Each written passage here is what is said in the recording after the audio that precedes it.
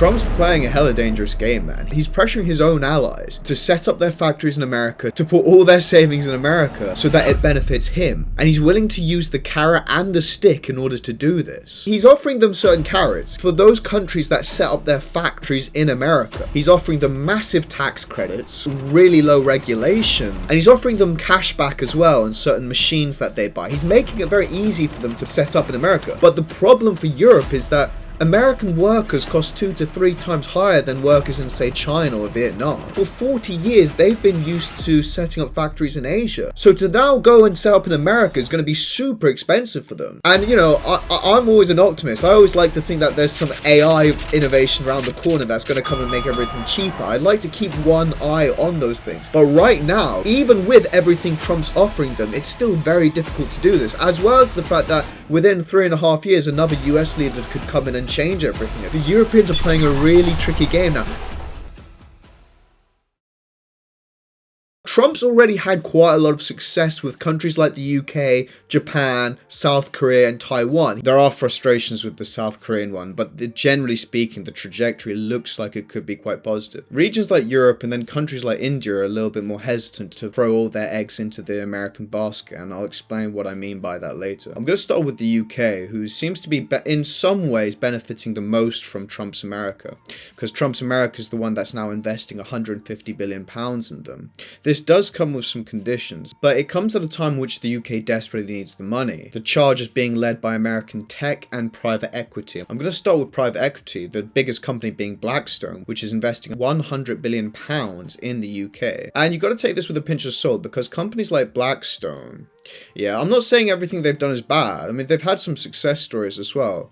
But there's also been some horror stories. What private equity does is they take out debt in order to buy struggling companies. And they restructure these companies in order to make them more profitable before they sell them back on the market again. And sometimes there are success stories. So, for example, Burger King is said to be one of the success stories of private equity. It's one of the reasons why that company's still going. But then there have also been some horror stories as well, like with Debenhams, for example. Back in the early 2000s, private equity took out over £1 billion, I think, to save Debenhams.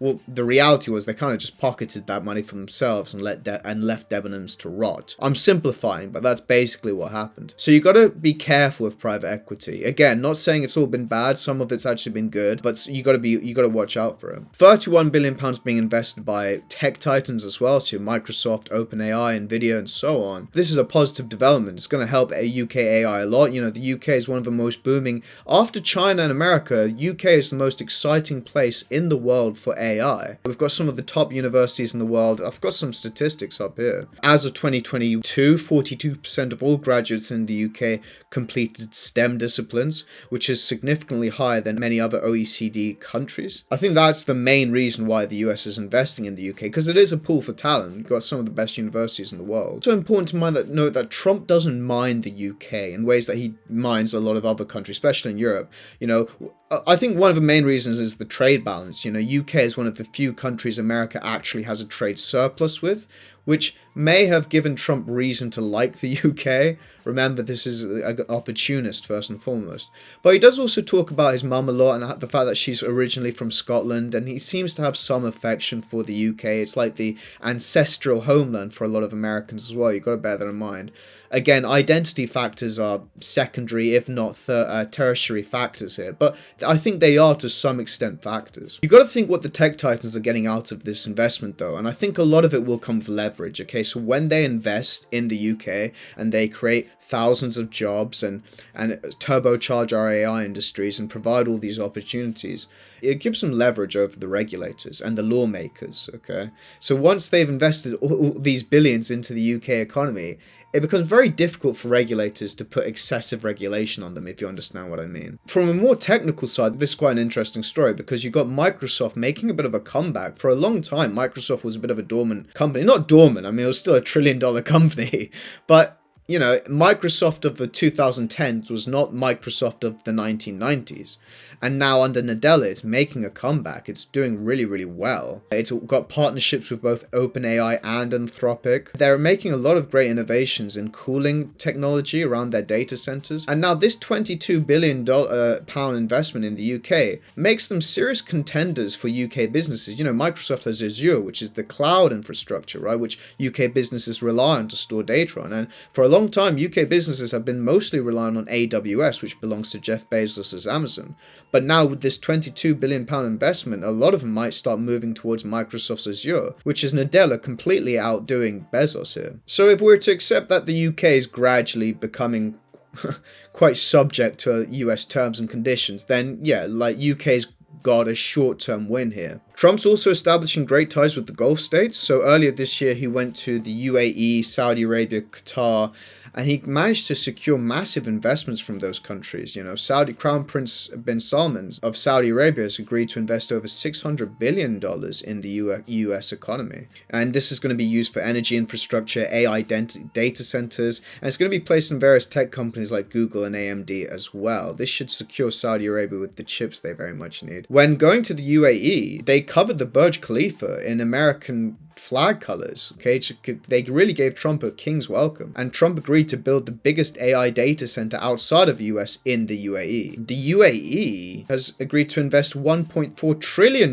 in the US over 10 years, and this amount will be invested in US economy, AI, technology, and energy. Again, with all of these investments, you've got to take them with a pinch of salt. How committed are they? I don't know, but a lot of this could just be for show. But I think a lot of it but there are also very real reasons for these countries to commit because of what the US is offering in exchange. You know, the US is offering them weapons, AI infrastructure, chips, and so on. And that's definitely the case with countries like the UAE and Saudi Arabia. Before I move on to Europe, I want to just take a quick break and say that in a future video, I'm going to look at all these countries, UK, Saudi Arabia, UAE, Europeans, Japan, South Korea, and so on. I'm going to look at all of them and what their relations are with China. I want to see if there are, in fact, kind of blocks emerging, or whether this world order is going to remain very messy and multipolar for a long time. You know, for 40 years, these countries were all doing business with one another. That was the norm. It was all about positive sum gains and helping one another grow in this kind of positive sum environment. And as a result, we have less of a block-esque world and more of just lots of countries helping one another. Whether blocks form is going to be a massive question, which I'm going to keep looking at in this channel. Technologically, there's already evidence of blocks forming. When you look at who Britain and the Europeans are relying on technologically wise for their key platforms and so on, it's the United States. The United States went to such great lengths to pressure the Europeans to keep other tech, like Chinese tech titans like Huawei, out of their countries. This was under Trump's first term. I covered this in a previous video. Go check it out if you're interested. And militarily, you know, there are also blocks in the sense that the Europeans and the UK and then the Asian countries as well buy their weapons from the United States. And it looks like energy is going to become something they become increasingly reliant on the United States for as well. So there are indications of blocks forming, like a US bloc forming, but these countries, and I'm talking about all of America's allies, they can't afford to decouple from China when it comes to importing manufactured goods. So the extent to which the bloc forms is in question. I'm going to move to South Korea. In the summer of this year, Trump pressured South Korea into investing $350 billion into the US. And South Korea agreed, but not without any conditions. There are problems over visas and currencies. In exchange for this investment, Trump's offering to reduce their tariffs from 25% to 15%. And I think the South Koreans will be they want an arrangement. You know, in 2023, South Korea became the Asian country that invested the most in the United States. This is under Biden, okay? They overtook Taiwan for the most amount of investments in the US. They're super invested in this economy. And I think Trump's now capitalizing on this. He sees an opportunity, and now he's really kind of milking it, basically. Trump will also need to keep South Korea on side, because this is the home of companies like SK Hynix and Samsung, which are the world leaders when it comes to memory chips. Okay, memory chips being one of the big three chips you need in the AI race, along with logic chips. And there's another type of chip, I think it's to do with like sensory chips or input chips or something like that. But either way, South Korea dominates the memory chip market, NAND, DRAM, and so on. America's also managed to get Japan to invest $550 billion before Trump leaves in 2029. Japan is the world's third largest chip equipment maker, dominating areas like coating, etching, deposition, cleaning tools, and so on. Their investment will be targeted to areas like chips, metals, pharmaceuticals, energy, and shipbuilding. They'll be getting a 10% return on this. America will be keeping 90%. And then with Europe as well, under the Energy and Investment Agreement, Europe has committed to purchasing approximately $700 billion worth of US energy products, including LNG, oil, and nuclear. This is to help them replace what they lost from Russia. Remember, Europe, for much of its post-Cold War history, was importing its oil and gas from Russia. And then at some point, under the Biden administration, that pipeline, the Nord Stream pipeline from Russia to Germany, was severed. Many believe that CIA, US was involved in that. I think Trump admitted it himself when he met with Merz, which is one of the more Trump things he could do. And so Europe is now buying more expensive energy from America, which has really come at their expense. Because look, I don't think Europe is going to, it's decoupled from Russia. I don't think it's feasible for Europe to decouple from China right now. They just can't afford that. America can't provide Europe with the kind of goods China can. You know, China is the world's manufacturer. They've developed the expertise. They had the cheaper labor. That's why everyone in Europe and UK and all of America's allies, America itself as well, they all went and set up their factories in China. And they really liked this deal for a long time because of how, not only because of how cheap Chinese labor was, but because of the expertise they developed over the years as well. Trump is trying to rebalance this to some extent. He's not trying to take all business away from China. I think he knows how unfeasible that is. But he's trying to rebalance it to some extent, which is why he's getting the Europeans to invest hundreds of billions in the US economy, setting up factories in the US economy.